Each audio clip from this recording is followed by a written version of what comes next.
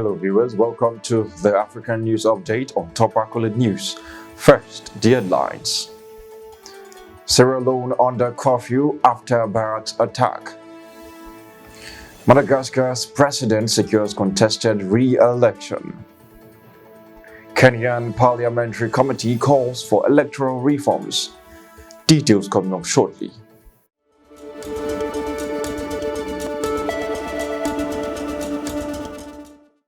On security matters, Sierra Leone under curfew after Barracks attack.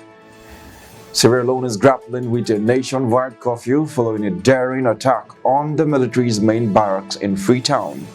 President Julius Maada Bio declared a state of emergency under unidentified gunmen targeted the Wilberforce Barracks.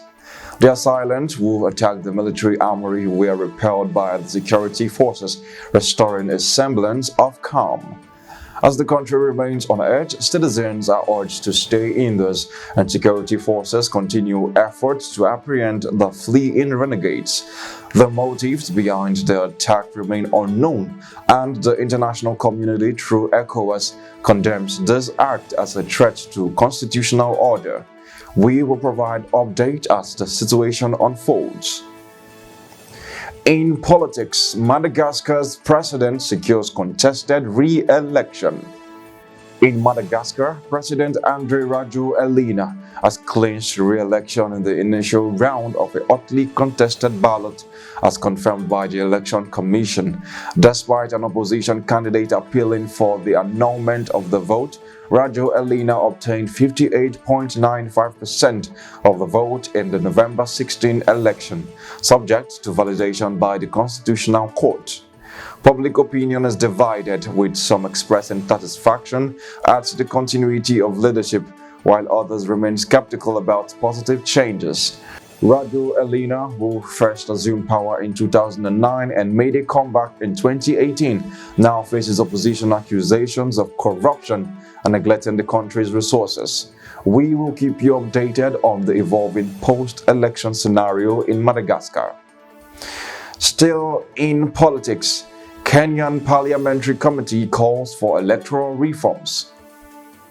In Kenya, a pivotal movement unfolds as a parliamentary committee releases a comprehensive report calling for crucial reforms in the country. The bipartisan committee reforms to address opposition grievances, advocate for a thorough review of the electoral body, and broader policy changes. Notably, the Independent Electoral and Boundaries Commission (IEBC) is recommended for restructuring, accompanied by an audit of the last presidential election. The committee proposes the appointment of a panel of experts to evaluate the electoral process, emphasizing transparency and fairness. Beyond electoral reforms, the report urges a review of tax policy, public spending, and social security, aiming for a comprehensive overhaul. We will closely monitor how these recommendations unfold and their potential impact on Kenya's political landscape. You are watching the news on Top Accolade News. Do stay with us. Still to come.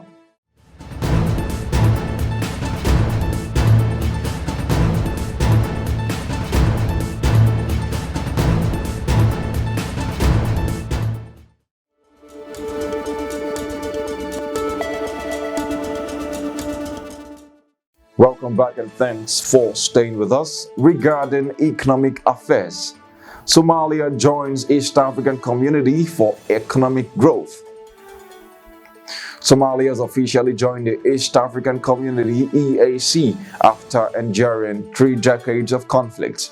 President Hassan Sheikh Mohamud envisions this as a beacon of hope for the nation, unlocking opportunities for future prosperity.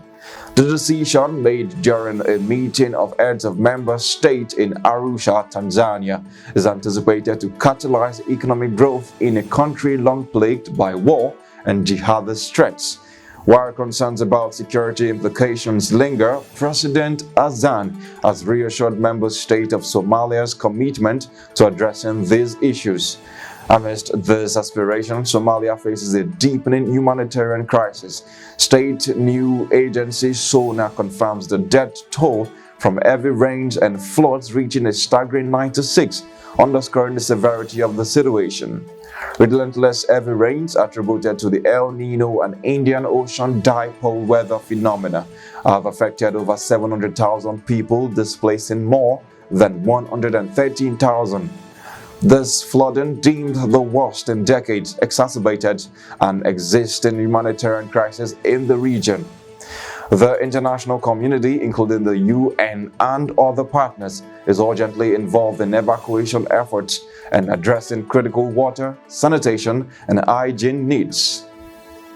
In sports, South Africa withdraws 2027 Women's World Cup bid. South Africa announced on Saturday the withdrawal of its bid to host the 2027 Women's World Cup. The decision was attributed to a preference for presenting a more thoroughly prepared bid for the 2031 tournament rather than rushing a presentation to FIFA in December.